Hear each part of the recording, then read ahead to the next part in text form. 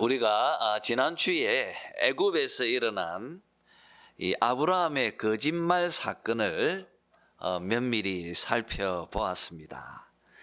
이제 오늘은 13장에서 소개되고 있는 이 아브라함과 조카 롯 사이의 갈등을 살펴보면서 함께 은혜를 나누려고 합니다. 여러분, 이렇게 아브라함은 애굽의 바로에게 받은 많은 소유물과 또 가축 그리고 노비들 그 가족들과 함께 1절의 말씀처럼 가나안 땅 네게부 지역으로 돌아왔습니다.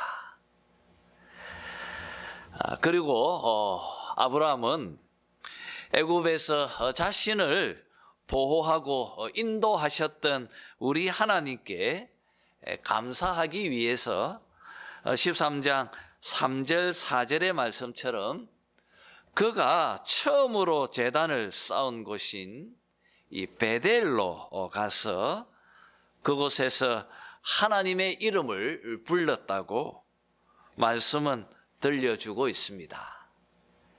이렇게 아브라함의 이 불신실한 거짓말 사건은 해피엔딩으로 끝나는 것 같습니다. 그러나 오늘 본문은 5절에서부터 새로운 문제를 우리에게 소개하고 있습니다. 우리 한번 6절을 한번 읽어볼까요? 어떤 문제였는지 한번 같이 읽겠습니다. 13장 6절입니다. 시작. 그 땅이 그들이 동거하기에 넉넉하지 못하였으니 이는 그들의 소유가 많아서 동거할 수 없었음이니라 고 말하고 있습니다. 여러분, 참 문제가 끊이질 않습니다. 기근의 땅에서 산다는 것은 많은 문제를 품고 사는 것과 같습니다. 마치 우리들의 인생길처럼 똑같습니다. 여러분, 이번 문제 역시도 결핍으로 벌어진 일입니다. 그들이 살고 있는 이 세겜 지역의 토착민들인 이 가나안 사람 그리고 브리스 사람들이 살고 있었습니다. 그들 가운데에 가만히 이방인으로 들어와 살고 있는 이 아브라함과 롯은 그 제한된 땅에서 자신들의 가축을 또 식구들이 먹을 그 목초지를 확보하는 것이 결코 쉬운 일이 아니었습니다. 오늘 말씀처럼 그들은 갑자기 가축과 종들이 많아졌습니다. 여러분, 소유물이 많으면 그게 마냥 좋은 것만은 아닌 것 같습니다.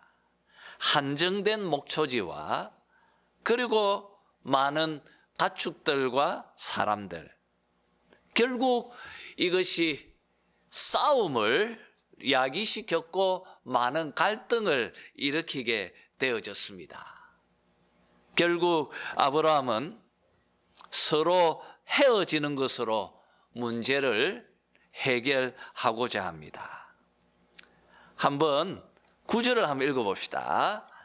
자, 9절을 읽도록 하죠. 시작. 내 앞에 온 땅이 있지 아니하냐. 나를 떠나가라. 네가 저하면 나는 우하고 네가 우하면 나는 좌하리라. 그렇습니다, 여러분. 아브라함은 조카 롯에게 선택권을 양보합니다. 조카 롯과 헤어질 것을 말하고 있습니다. 그게 결코 쉬운 결정은 아니었을 것입니다. 여전히 헤어진다는 것은 참 마음을 칼로 베는 것처럼 아픈 일일 것입니다. 그러나 환경적으로 이곳에 계속 머물 수가 없었습니다. 어쩔 수 없는 결정이었습니다. 이 말을 들은 조카 롯은 10절의 말씀처럼요, 물이 많은 이 요단 지역을 바라보며 그곳 이 소돔과 고모라 지역을 선택하게 되어집니다. 10절 하반절을 보면 그곳이 여호와의 동산 같고 애굽 땅과 같았다고 밝히고 있습니다. 이렇게 조카 롯은 보기에 정말 아주 좋고 아름다운 이 요단 지역 소돔과 고모라로 떠나게 되어졌습니다.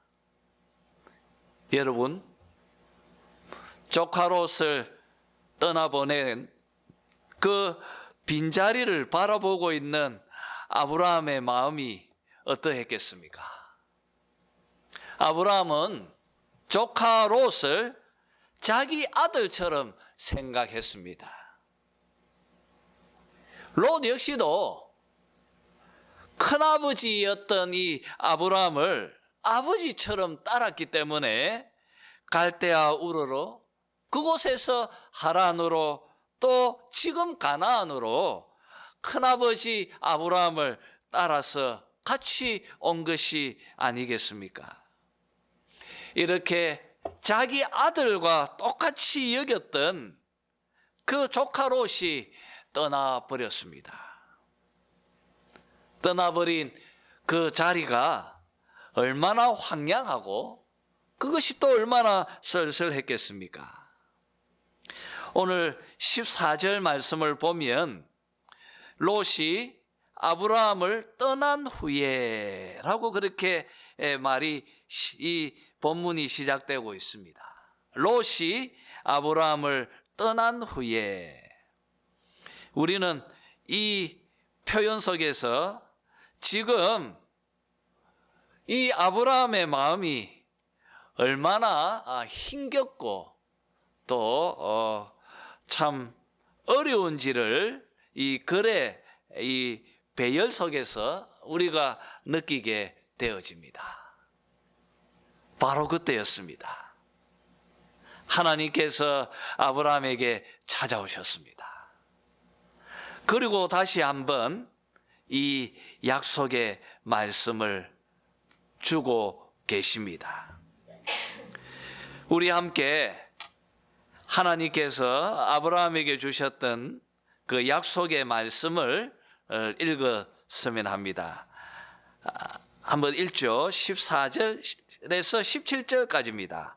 하나님께서 이렇게 쓸쓸하고 힘겨워하는 그 아브라함에게 주셨던, 찾아오셔서 주신 말씀, 우리 다 같이 한번 14절에서 17절까지 읽도록 하겠습니다. 시작. 롯이 아브라함을 떠난 후에 여호와께서 아브라함에게 이르시되 너는 눈을 들어 너 있는 곳에서 북쪽과 남쪽 그리고 동쪽과 서쪽을 바라보라. 보이는 땅을 내가 너와 내 자손에게 주리니 영원히 이르리라. 내가 내 자손이 땅의 티끌 같게 하리니 사람이 땅의 티끌을 능히 셀 수 있을진데 내 자손도 세리라. 너는 일어나 그 땅을 종과 횡으로 두루 다녀보라. 내가 그것을 내게 주리라. 여러분, 하나님께서 아브라함에게 찾아오셔서 너는 눈을 들어 너 있는 곳에서 동서남북을 바라보라 말씀하십니다. 보이는 그 모든 땅을 내가 너에게, 너의 자손들에게 주리라. 그리고 또 앞에서 주셨던 약속과 동일하게 내 자손이 땅의 티끌 같게 하리라 말씀하십니다. 여러분, 하나님의 약속은 항상 이런 식입니다. 아무것도 가지지 못하고 누리지 못하는 아브라함에게 하나님은 약속이라고 하는 방편으로 미래의 아름다운 전망을 지금 보여주고 계십니다. 그리고 하나님은 아브라함에게 그 약속을 믿음으로 화답하기를 원하고 계십니다. 여러분, 눈을 들어서 지켜보고 있는 그 땅들은 가나안 사람들, 브리스 사람들이 살고 있습니다. 그 땅은 그들의 땅도 아니었습니다. 지금 아브라함은 그곳에서 자기 자신의 땅 한 평도 가지지 못했습니다. 그는 단지 나그네로 지나가는 이방인으로 그곳 혼자 서 있을 뿐인 것입니다. 그리고 자기 아들처럼 여겼던 이 조카로 또 떠나버렸습니다. 지금 자기에게 아무 자손도 없습니다. 아무것도 그는 없습니다. 그런데 하나님은 약속하십니다. 아브라함아, 네가 지금 보는 그 모든 땅들이 너와 너의 자손들의 것이 되게 하고 너의 자손은 땅의 티끌처럼 셀 수 없을 정도로 많아질 것이라고 말하고 있습니다. 그리고 아브라함은 하나님께서 약속으로 주신 그 순간부터 죽을 때까지 그 약속을 붙드는 믿음으로 살았다고 히브리서 기자는 우리에게 증언하고 있습니다. 여러분, 믿음은 결국 하나님의 약속은 반드시 성취될 것이라고 하는 그 소망을 가슴에 품고 기쁨으로 주어진 삶을 걸어가는 원동력이 된다는 것을 우리는 아브라함의 삶을 통하여 알게 됩니다. 여러분, 아브라함은 하나님의 약속 가운데 살아가는 믿음의 사람들입니다. 그 땅 한 평도 없이 자식 한 사람도 없이 묵묵히 그 약속의 말씀을 믿음으로 붙들면서 걸어간 사람이었습니다. 여러분, 하나님께서 아브라함에게 주셨던 이 약속이 어떻게 성취되어졌습니까? 어떻게 이 약속이 성취되어졌습니까? 여러분, 아브라함에게 주셨던 이 언약의 약속은 한마디로 땅과 후손입니다. 땅과 후손. 이것은 이 구약 성경의 내러티브를 떠받치고 있는 굉장히 중요한 주제이기도 합니다. 땅과 후손. 그리고 여러분, 신약 성경을 통하여서 우리 주 예수 그리스도 안에서 이 땅과 후손이 성취되어졌다는 것을 말씀은 우리에게 증언하고 있습니다. 여러분, 땅은 예수님께서 어떻게 성취하셨습니까? 땅은 우리 예수님께서 건설하신 하나님의 나라를 통하여서 성취되어졌습니다. 또 후손은 예수님께서 세우신 그 하나님 나라의 백성들로, 그 나라 시민들로 이 후손은 이루어지고 성취되어진 것을 우리는 알고 있습니다. 여러분, 지금 하나님의 나라는 무엇입니까? 지금 하나님 나라 백성은 무엇입니까? 교회입니다. 바로 예수 그리스도의 이 생명의 복음을 마음으로 믿고 모였던 그들, 바로 그들이 이루어 놓은 이 영적인 나라, 이 영적인 땅, 이것이 바로 교회입니다. 그리고 복음을 믿고 예수님의 그 나라의 시민으로 모여든 이 후손들, 바로 성도들, 바로 교회입니다. 바로 여러분들입니다. 여러분으로 통하여서 이 언약의 약속이 이루어지고 성취되어진 것을 우리는 알고 있습니다. 성경은 이렇게 하나님께서 약속하신 이 언약의 말씀들이 어떻게 성취되어지고 이루어지는지를 역사 속에서 수많은 사건과 인물들을 통하여 추적하고 기록해 놓은 책이라고 정의할 수 있습니다. 사랑하는 성도 여러분, 여러분 놀랍지 않습니까? 내가 바로 예수 그리스도 안에서 아브라함의 후손이 되고 하나님께서 건설하신 그 나라의 일원이 되어졌다는 것이 얼마나 놀랍고 또 얼마나 참 은혜가 되는지 모릅니다. 우리는 지금까지 본문의 내용을 살펴보았습니다. 이제 우리가 이 본문을 적용하면서 설교의 논지가 되는 이 말씀의 교훈을 함께 나누고자 합니다.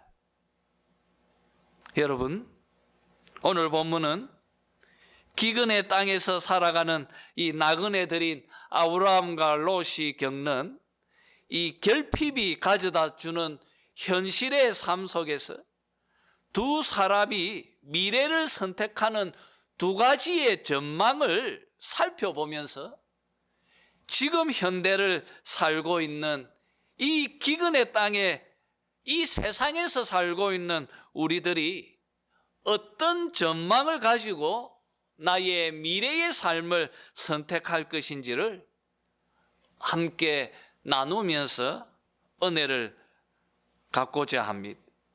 먼저 여러분, 조카 롯의 선택이 또 그가 바라본 그 미래의 전망을 우리가 살펴보았으면 합니다.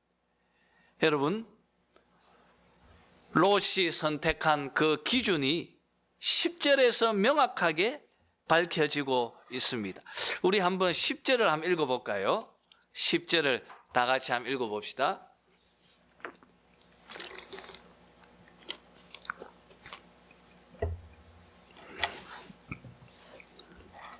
자, 시작. 이에 롯이 눈을 들어 요단 지역을 바라본즉 소알까지 온 땅에 물이 넉넉하니 여호와께서 소돔과 고모라를 멸하시기 전이었으므로 여호와의 동산 같고 애굽 땅과 같았더라고 말하고 있습니다. 온 땅에 물이 넉넉했습니다. 마치 여호와의 동산 같고 애굽 땅과 같았다고 말하고 있습니다. 롯이 눈을 들어 롯이 바라본 롯의 전망이었습니다. 그가 선택한 이 미래의 전망은 지극히 현세적입니다. 또한 욕망에 기초한 물질적인 것이었습니다. 롯의 선택에는 그것의 어떤 영적이고 또 하나님을 염두에 둔 것이 전혀 없습니다. 그런 면에서 롯은 지극히 자기중심적이고 이기적이기도 하다고 느껴집니다. 여러분, 이렇게 조카 롯이 바라본 미래의 전망과 그의 선택은 지금 자본주의라고 하는 돈의 기근의 땅에서 살고 있는 이 세상 사람들과 그리고 지극히 세속적인 삶을 살고 있는 우리들의 모습을 정확하게 그려주고 있습니다. 우리 함께 누가복음 12장 16절에서 21절까지 찾아서 읽었으면 합니다. 누가복음 12장입니다.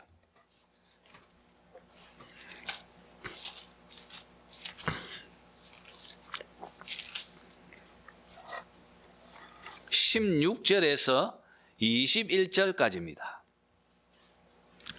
누가복음 12장 16절에서 21절까지 같이 읽겠습니다. 16절에서 21절까지입니다. 시작. 또 비유로 그들에게 말하여 이르시되 한 부자가 그 밭에 소출이 풍성하매 심중에 생각하여 이르되 내가 곡식 쌓아둘 곳이 없으니 어찌할까 하고 또 이르되 내가 이렇게 하리라. 내 곡간을 헐고 더 크게 짓고 내 모든 곡식과 물건을 거기 쌓아두리라. 또 내가 내 영혼에게 이르되 영혼아 여러 해 쓸 물건을 많이 쌓아두었으니 평안히 쉬고 먹고 마시고 즐거워하자 하리라 하되 하나님은 이르시되 어리석은 자여 오늘 밤에 내 영혼을 도로 찾으리니 그러면 내 준비하는 것이 누구의 것이 되겠느냐 하셨으니 자기를 위하여 재물을 쌓아두고 하나님께 대하여 부요하지 못한 자가 이와 같으니라. 여러분, 주님께서 비유로 이 한 부자의 이야기를 들려주셨습니다. 여러분, 이 부자는 많은 소출을 얻었습니다. 더 큰 곡간을 지었습니다. 여러 해 쓸 물건을 쌓아두고 평안히 쉬자, 먹고 마시고 즐거워하자고 말하고 있습니다. 주님이 이 부자를 향하여 이렇게 말씀하십니다. 어리석은 자여, 어리석은 자여, 오늘 밤에 내 영혼을 도로 찾으리니 그러면 네가 준비한 것이 누구의 것이 되겠느냐 말하고 있습니다. 주님께서 말씀하신 이 어리석은 이 부자는 조카 롯과 동일합니다. 이 두 사람이 바라보고 있는 미래의 전망은 똑같습니다. 어쩜 이들의 전망은 또 현대를 살고 있는 우리들의 미래의 전망이기도 할 것입니다. 10절에 이 말씀처럼요, 소돔과 고모라가 멸망되기 전이라고 표현하고 있는 것처럼 결국 롯의 이 선택은 비극의 파국으로 끝났던 것을 우리는 창세기를 통하여서 세밀히 알게 되어집니다. 사랑하는 성도 여러분, 여러분은 지금 어디를 눈을 들어 바라보고 살고 계십니까? 여러분이 바라보고 있는 미래의 전망은 혹시 조카 롯과 같지는 않습니까? 또 이 어리석은 부자와 동일하지도 않습니까? 여러분, 본문을 통하여서 우리가 교훈을 깨달았으면 합니다. 다음으로 여러분, 아브라함의 선택과 아브라함이 바라본 미래의 전망을 살펴보았으면 합니다. 사실 여러분, 아브라함은 조카 롯처럼 적극적으로 능동적으로 땅을 선택할 수가 없었습니다. 왜냐하면 선택권을 조카 롯에게 먼저 주었기 때문입니다. 그래서 결국 아브라함은 롯이 간 곳을 피하여서 18절의 말씀처럼 헤브론으로 이주하여 정착하였다고 말하고 있습니다. 이렇게 선택권을 양보한 아브라함에게 하나님께서 직접 찾아오셔서 이 약속의 말씀을 주신 것입니다. 여러분, 우리들이 함께 말씀으로 보았던 것처럼 하나님께서 직접 약속을 통하여서 아브라함에게 바라보아야 할 미래의 전망을 하나님께서 직접 약속으로 보여주셨습니다. 아브라함아, 너의 눈을 들어보라. 북쪽으로, 남쪽으로, 또 동쪽으로, 서쪽으로 눈을 들어 동서남북을 바라보라.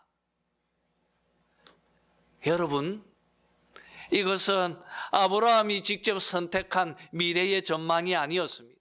이것은 하나님께서 직접 약속이라고 하는 방편으로 또 은혜로 그에게 직접 보여주신 전망입니다. 그가 선택한 전망이 아니라 하나님께서 그를 사로잡으셔서 보여주신 하나님의 전망이기도 하다는 것입니다. 그래서 은혜라는 것입니다. 하나님은 자기를 신뢰하는 아브라함에게 약속으로 그의 미래를 보여주셨습니다. 그리고 하나님은 아브라함에게 그 약속의 말씀을 마음으로 믿고 그 믿음으로 하나님과 동행하며 어디에 있든 동서남북 그 어디에 있든 우리 하나님과 동행하면서 믿음으로 그 기근의 땅을 걸어가기를 하나님은 원하셨던 것입니다. 사랑하는 성도 여러분, 동일하신 하나님께서 지금 여러분들에게 아브라함에게 보여주셨던 이 은혜의 전망을 보여주고 있습니다. 그리고 여러분들에게 아브라함처럼 그 약속을 붙잡는 믿음으로 하나님과 동행하며 그 인생길을 걸어가기를 하나님은 원하시는 것입니다. 우리 마지막으로 마태복음 6장 19절에서 33절 말씀까지 교독하면서 읽었으면 합니다. 산상보은 말씀인데 마태복음 6장 19절에서 33절 말씀까지입니다.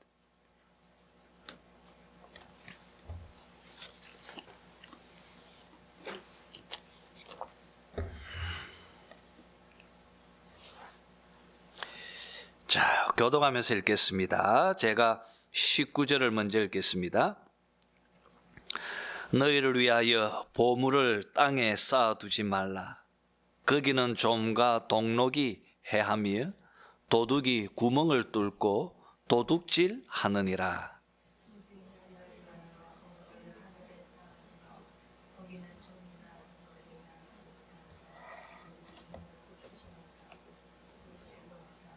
내 보물 있는 그곳에는 내 마음도 있느니라.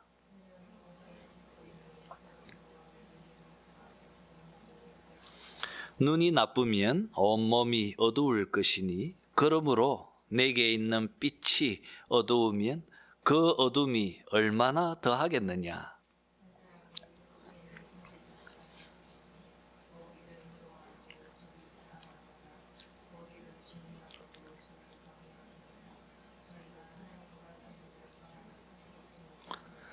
그러므로 내가 너희에게 이르노니 목숨을 위하여 무엇을 먹을까? 무엇을 마실까? 몸을 위하여 무엇을 입을까? 염려하지 말라. 목숨이 음식보다 중하지 아니하며 몸이 의복보다 중하지 아니하냐.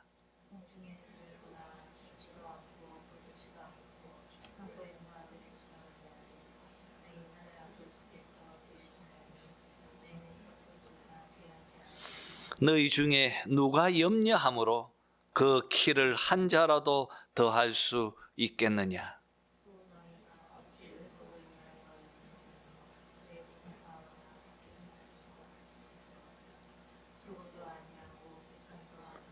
그러나 내가 너희에게 말하노니 솔로몬의 모든 영광으로도 입은 것이 이 꽃 하나만 갖지 못하였느니라.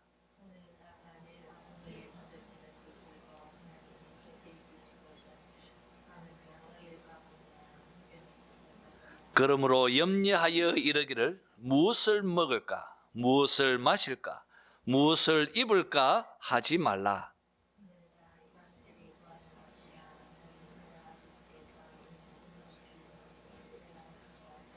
그런즉 너희는 먼저 그의 나라와 그의 의를 구하라.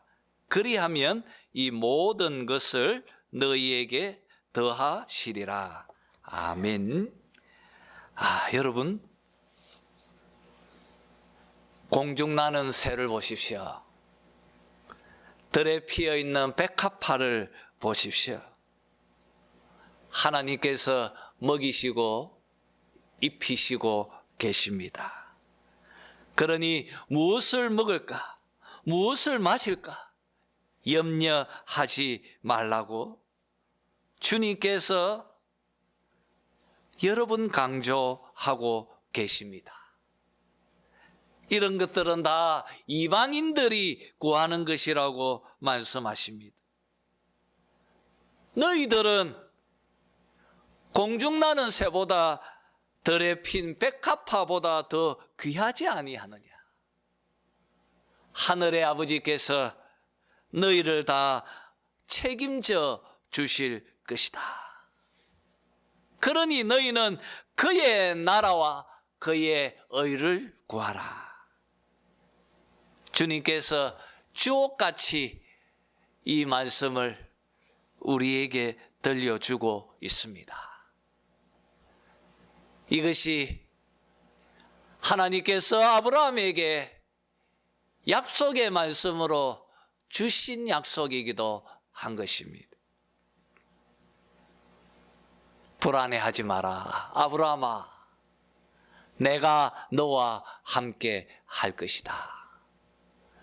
너는 이 땅을 너의 후손들이 다 너희들의 것이 되게 할 것이다. 너의 후손이 땅의 티끌과 같이 되게 하리라. 내가 너에게 주리라. 여러분, 혹시 여러분이 이 결핍의 이 땅, 이 세상길에서 혹시 불안해하지 않습니까? 이 현실의 결핍으로 인하여서 혹 초조해하고 혹 두려워하지도 않습니까? 하나님께서 책임지시고 하나님께서 지켜주실 것입니다. 그가 우리의 아버지이시기 때문입니다. 그러니 여러분, 아브라함처럼 믿음으로 하나님께서 여러분에게 열어 보여주고 계시는 이 약속의 지평을 바라보시면서 그 미래의 전망을 믿음으로 화답하면서 그 믿음으로 그 소망을 가지고 지금 기쁨으로 걸어가시기를 바랍니다.